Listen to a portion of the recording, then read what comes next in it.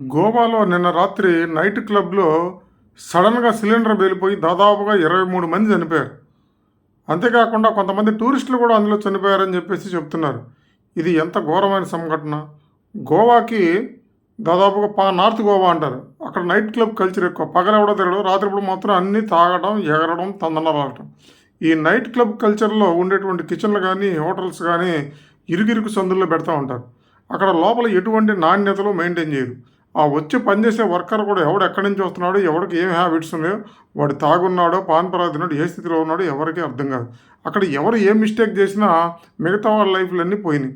23 మంది ఒకేసారి చనిపోవడం అంటే చిన్న విషయం అండి.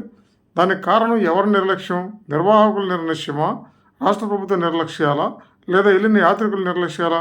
లైఫ్ అనేది చాలా విలువైనది కాబట్టి ఎక్కడ పడితే అక్కడ సెక్యూరిటీ లేని ప్రాంతాల్లో ముఖ్యంగా అర్ధరాత్రి పూట వెళ్ళమాకండి. ఇలాంటి ప్రమాదాలు జరిగే అవకాశం చాలా ఉంది. నిజంగా ఇది చాలా ప్రధానమంత్రి గారు కూడా దీని గురించి చాలా ఆరా తీశారు.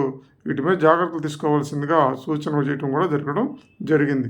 ఈ night club culture, night food culture, food court, అర్ధరాత్రి తెల్లారుజామున తినడం ఇవన్నీ కూడా అడాప్ట్ చేసుకున్నటువంటి ఎందుకు పనికిరాని అలవాట్లు భవిష్యత్తులో వీటి వలన ప్రాణాలు చాలా పోయే అవకాశాలు ఉన్నాయి. కాబట్టి ఇటువంటి వాటికి దూరంగా ఉండటం అనేది చాలా మంచిది.